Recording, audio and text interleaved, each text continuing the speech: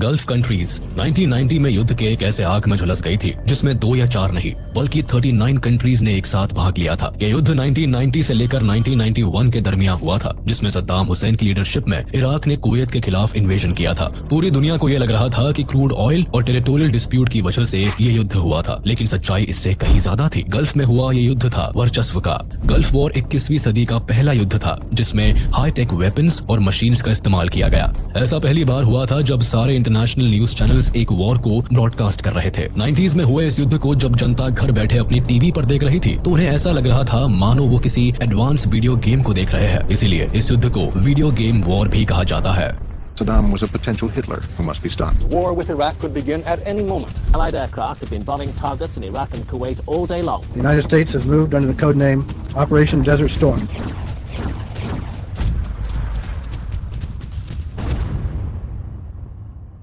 हम अगर पास्ट में देखें तो पता चलता है कि एक समय में कुवैत और सऊदी अरेबिया से इराक के काफी अच्छे रिलेशंस थे, लेकिन ऐसा क्या हुआ कि सद्दाम हुसैन ने इन दोनों पर इन्वेजन करने की कोशिश की। 1979 में ईरान में इस्लामिक रेवोल्यूशन हुआ जिसमें मोहम्मद रेजा पहलवी को तख्त से हटाकर रेवोल्यूशनरी क्लेरिक रूहुल्लाह खोमेनी खुद ईरान के लीडर बन गए। ईरान में चल रहे इस इस्लामिक रेवोल्यूशन की वजह से कई पर्शियन गल्फ कंट्रीज ईरान की दुश्मन बन गई। दरअसल इस्लामिक रेवोल्यूशन के बाद ईरान के लीडर रूहुल्लाह खोमेनी बाकी मुस्लिम देशों से भी इस्लामिक रेवोल्यूशन के लिए अपील करने लगे, जिसे कई सारी पर्शियन गल्फ कंट्रीज के लीडर्स ने एक थ्रेट के तौर पर देखा। ईरान में शिया कम्युनिटी भारी आबादी में थी और वही सऊदी अरेबिया, कुवैत और इराक जैसे कई देशों में सुन्नी कम्युनिटी के लोग ज्यादा थे। बट इस रेवोल्यूशन के कारण इन कंट्रीज में कम आबादी वाले शिया कम्युनिटीज पर असर पड़ने का खतरा बढ़ गया था और ऐसा हुआ भी। इराक में शिया के कुछ बड़े लीडर्स थे जो इस रेवोल्यूशन को शुरू करना चाहते थे। ऐसे में अगर इराक की जनता रिवोल्ट कर देती तो सद्दाम हुसैन की गद्दी खतरे में आ जाती और इसीलिए इराकी सरकार ने इन शिया लीडर्स को मरवा दिया, जिस वजह से ईरान और इराक के बीच वॉर की संभावना ज्यादा बढ़ गई। तब कई पर्शियन गल्फ कंट्रीज जिसमें मेनली सऊदी अरेबिया और कुवैत थे, उन्होंने इराक को ईरान पर वॉर डिक्लेयर करने के लिए उकसाया।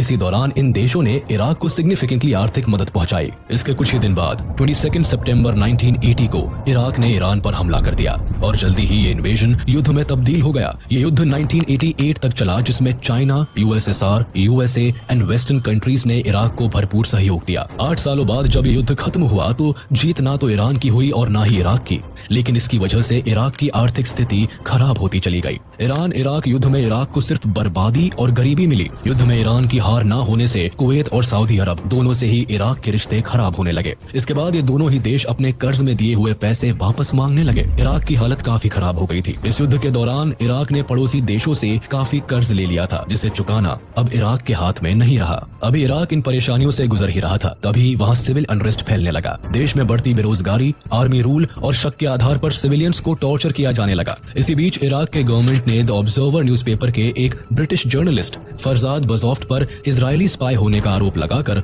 उसका मर्डर करवा दिया। इसके बाद इराक ने इजराइल को हड़पे हुए इराकी टेरिटरीज के लिए दबाव बनाने लगा। इन्हीं दिनों सद्दाम हुसैन ने इजराइल को यह धमकी भी दी कि अगर उसने इराकी टेरिटरीज को फ्री नहीं किया तो वो इजराइल पर केमिकल वेपन्स के साथ अटैक करेगा।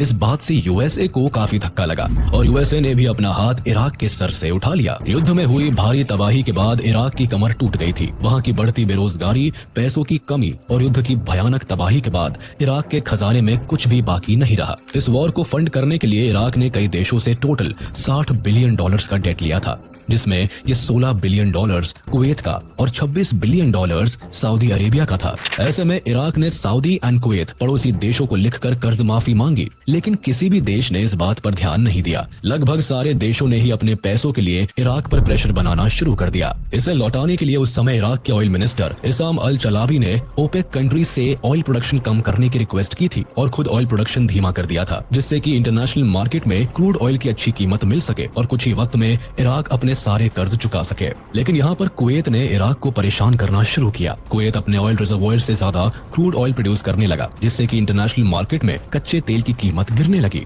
एक तरफ तो इराक ऑलरेडी आर्थिक तंगी झेल रहा था, वहीं दूसरी ओर तेल की गिरती कीमतों ने इराक को और परेशान कर दिया। ऐसे में सद्दाम हुसैन ने आप देखा ना ताब और अपनी इराकी आर्मी को कुवैत पर अटैक करने के लिए मोबिलाइज कर दिया।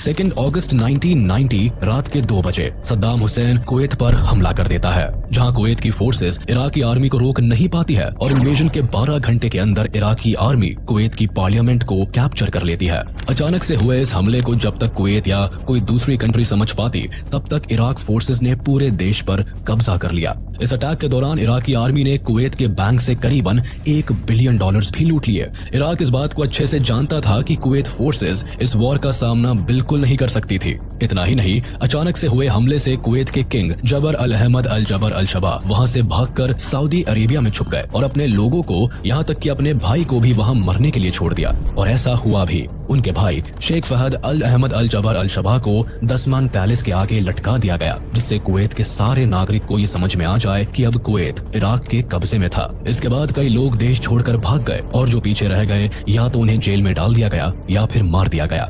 अब इराक के गवर्नर की गद्दी पर सद्दाम हुसैन अपने चचेरे भाई अली हसन अल मजीद को बैठा देते हैं। US president George Bush, UK prime minister Margaret Thatcher और कई ऐसे देश थे जो इराक की इस इन्वेजन को पसंद नहीं कर रहे थे। कुछ समय बाद 2 अगस्त 1990 को यूनाइटेड नेशन सिक्योरिटी काउंसिल ने रेजोल्यूशन 660 पास किया, जिसके हिसाब से सद्दाम हुसैन को ये अटैक्स बंद करने थे। पर इराक ने ऐसा नहीं किया क्योंकि कुवैत में दुनिया के 10% से ज्यादा ऑयल रिजर्व्स मौजूद थे, जिसे वो अपने कंट्रोल में रखना चाहता था। इतना ही नहीं, उसका अगला टारगेट बहुत जल्द सऊदी अरेबिया होने वाला था। अगर इराक सऊदी अरेबिया पर हमला करके उसे कैप्चर कर लेता तो सद्दाम हुसैन वर्ल्ड के 1/5 से ज्यादा ऑयल रिजर्व्स का मालिक होता, और इस बात को यूएस एंड यूके पहले से ही समझ चुके थे, जिसके लिए एक सीक्रेट ऑपरेशन शुरू हुआ।